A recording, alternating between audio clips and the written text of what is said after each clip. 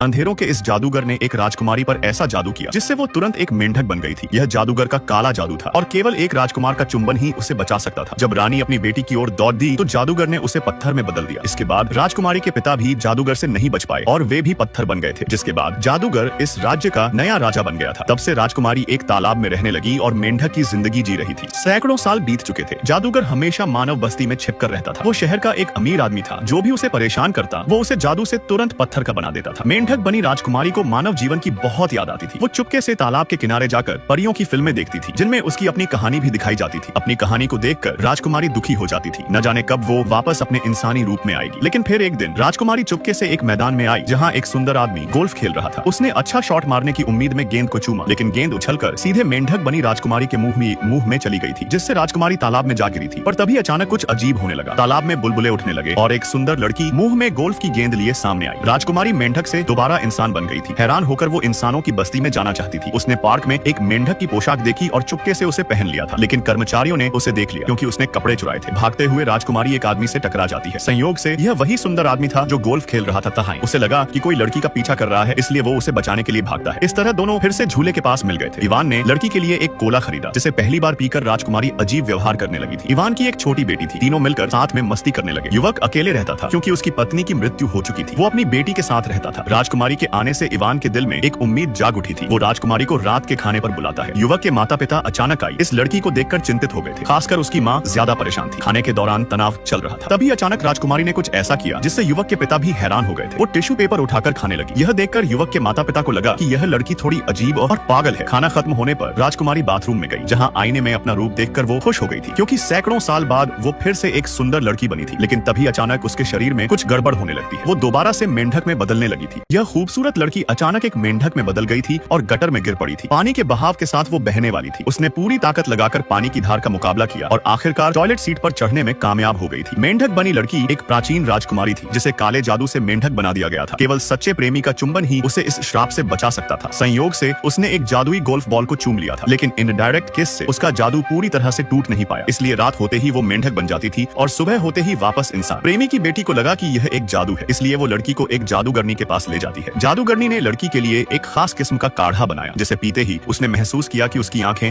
भारी हो रही हैं। अगले पल वो सो गई थी। जादूगरनी ने उसके प्याल में एक दृश्य देखा जो उसके अतीत का था। एक काला जादूगर राज्य में आकर उसे मेंढक बना दिया था और जादू तोड़ने के लिए उसे सच्चे प्रेमी के चुंबन की जरूरत थी। यह जानकर लिसा ने राजकुमारी को अपने पिता से मिलवाने का फैसला किया। लिसा की मदद से राजकुमारी एक सुंदर लड़की का रूप धारण कर लेती है, जिसे देख इवान दंग रह गया था। लिसा की योजना के तहत राजकुमारी और इवान एक दूसरे में खो गए थे। इवान लड़की की सुंदरता से आकर्षित हो चुका था। वो उसे चूमने ही वाला था कि तभी अचानक उसका कमबख्त फोन बज उठा, जिसके कारण वो चुंबन से रुक गया था। उनका रिश्ता तो आगे बढ़ चुका था, पर राजकुमारी को लगा कि शायद इवान उसे पसंद नहीं करता, जिससे दुखी राजकुमारी एक आंसू गिराकर गायब हो जाती है और फिर से मेंढक बन गई थी। अपनी योजना असफल होते देख और राजकुमारी की मदद न कर पाने के कारण लिसा भी दुखी हो गई थी। उसने अपने पिता को जाकर राजकुमारी की स्थिति के बारे में बताया, जिससे इवान बहुत परेशान हो गया था। राजकुमारी अब मेंढक बन चुकी थी और जादूगर का श्राप खत्म होने पर ही वो फिर से लड़की बन पाएगी। तभी तालाब का एक साथी आकर बताता है कि राजकुमारी को अंधेरे के जादूगर ने से पकड़ लिया है। लिसा ने पिता को बताया कि अंधेरे का जादूगर मानव घर में छिपा हुआ है। दोनों जल्द ही जादूगर को ढूंढ लेते हैं, लेकिन गुस्से में आकर जादूगर ने बाप बेटी को भी जादू से पकड़कर पिंजरे में कैद कर लिया। राजकुमारी उनकी मदद करना चाहती थी, लेकिन काले जादूगर की जादुई अंगूठी ने उसे रोक दिया